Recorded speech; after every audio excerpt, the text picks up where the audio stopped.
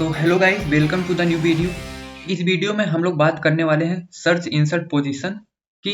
ठीक है, तो ये जो क्वेश्चन है ये डायरेक्ट एप्लीकेशन है हमारी प्रीवियस वीडियो का, जिसमें मैंने बात की थी लोअर बाउंड और अपर बाउंड निकालने की। ठीक है, तो मैं आप लोग को बट सजेस्ट करूंगा कि आप लोग पहले मैनुअल मेथड सीख लें कि लोअर बाउंड और अपर बाउंड एक्चुअली इंप्लीमेंट कैसे करते हैं। इसके बाद आप लोग अपनी एफिशिएंसी इंक्रीज करने के लिए C++STL जो कि इनबिल्ट फंक्शन है लोअर बाउंड और अपर बाउंड, उसका यूज कर सकते हैं। ठीक है, तो इस क्वेश्चन में हमें बोला गया है कि हमें एक एल्गोरिथम लिखना है जिसकी कॉम्प्लेक्सिटी log n हो।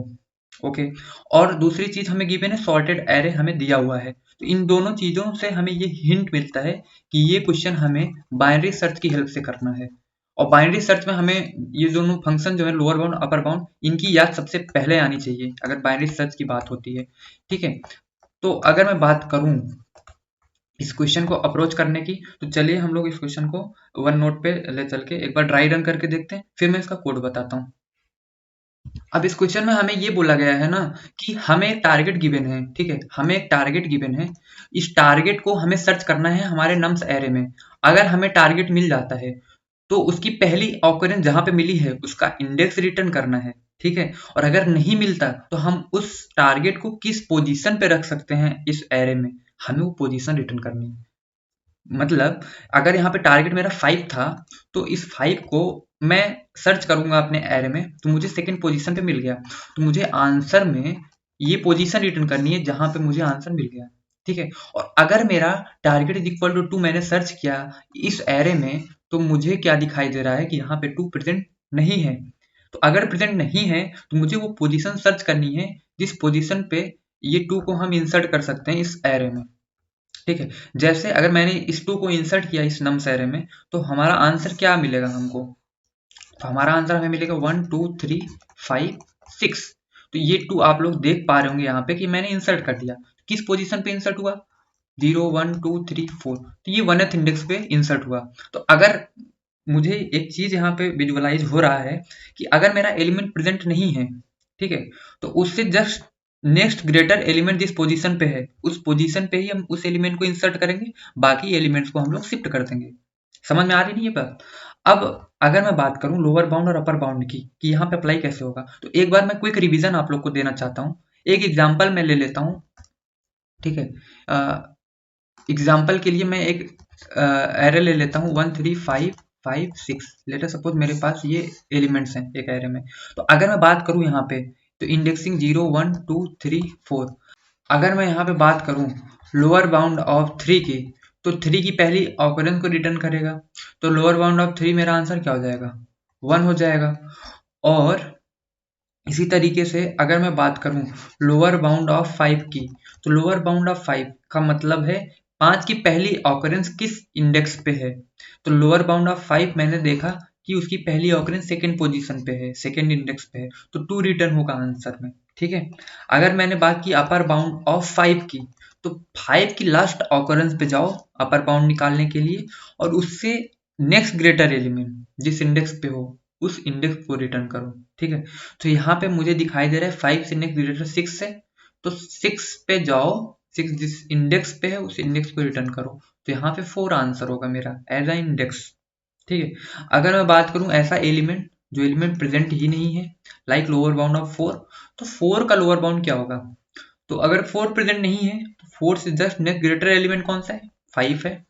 ठीक है, तो जो नेक्स्ट ग्रेटर एलिमेंट है उसकी पहली ऑकरेंस को रिटर्न करता है अगर मेरा एलिमेंट प्रेजेंट नहीं है। तो यहाँ 5 का इंडेक्स क्या है, 2, तो ये 2 रिटर्न करेगा।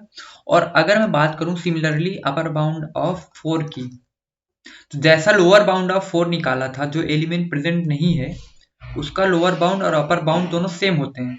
कैसे, अगर एलिमेंट प्रेजेंट नहीं है तब भी वो नेक्स्ट ग्रेटर एलिमेंट को सर्च करेगा जो कि 5 है, और 5 का जो इंडेक्स है उसे रिटर्न करेगा। ठीक है, तो आंसर में यहाँ भी 2 हो जाएगा। तो बस यहाँ पे हमें ये चीज बहुत अच्छे से विजुअलाइज हो गई है कि यहाँ पे इस क्वेश्चन में हम डायरेक्टली लोअर बाउंड की हेल्प से इस क्वेश्चन को एक लाइन में कर सकते हैं। कैसे, हमें यही तो करना है, अगर हमें कोई एलिमेंट प्रेजेंट है उसका इंडेक्स रिटर्न करना है पहली ऑकरेंस, तो हम लोअर बाउंड यूज कर सकते हैं। ठीक है। तो अगर मैंने लोअर बाउंड का यूज करना चाहा तो लोअर बाउंड का यूज कैसे कर सकते हैं? तो लोअर बाउंड लिखने के लिए उसका सिंटेक्स होता है लोअर बाउंड, ठीक है। नम्स डॉट बिगिन, ये जो हमारा एरे है ये स्टार्टिंग से स्टार्ट होगा, ठीक है, इस 0th पोजीशन से, और जाएगा कहाँ तक? नम्स डॉट एंड तक जाएगा, ठीक है, नम्स डॉट एंड तक जाएगा। इसके बाद में टारगेट पास कर देना है। अब एक्चुअली ये क्या करेगा, अगर मेरा टारगेट 5 है, जैसा इस एग्जांपल में दिया हुआ है टारगेट 5, ठीक है, तो अगर मेरा टारगेट 5 है तो ये 1 3 5 6 में जब 5 को सर्च करेगा तो उसकी पहली ऑकरेंस रिटर्न कर देगा, तो इसका आंसर मेरा रिटर्न जाएगा 2, जो कि हमें चाहिए था, पहली ऑकरेंस ही रिटर्न करनी थी अगर वो एलिमेंट प्रेजेंट है। और दूसरी चीज, अगर एलिमेंट प्रेजेंट नहीं है तो लोअर बाउंड क्या करता है, जस्ट नेक्स्ट ग्रेटर एलिमेंट के इंडेक्स को रिटर्न करता है। तो अगर यहाँ पे मैंने टारगेट में मैंने 2 पास कर दिया, तो 2 से नेक्स्ट ग्रेटर एलिमेंट 3 है, और 3 के ही पोजीशन पे मुझे 2 इंसर्ट करना था। अगर 2 प्रेजेंट नहीं है, जैसा मैंने ये एग्जांपल बताया, ठीक है, तो ये 3 के इंडेक्स को रिटर्न करेगा। तो ये तो डायरेक्ट एप्लीकेशन हो गया फिर लोअर बाउंड का। चलिए कोड करके देख लेते हैं एक बार। तो अगर मैं बात करूं कोड की, तो मैंने इंडेक्स निकालने की कोशिश की, कैसे? लोअर बाउंड का यूज करके, लोअर बाउंड का यूज करके मैंने इंडेक्स निकालने की कोशिश की, और नम्स डॉट बिगिन से स्टार्ट किया मैंने, और नम्स डॉट एंड तक मैंने इसको सर्च किया, एंड तक, और मैंने टारगेट पास कर दिया कि टारगेट को भाई सर्च करो। अब मैंने रिटर्न क्या कर दिया, इंडेक्स को।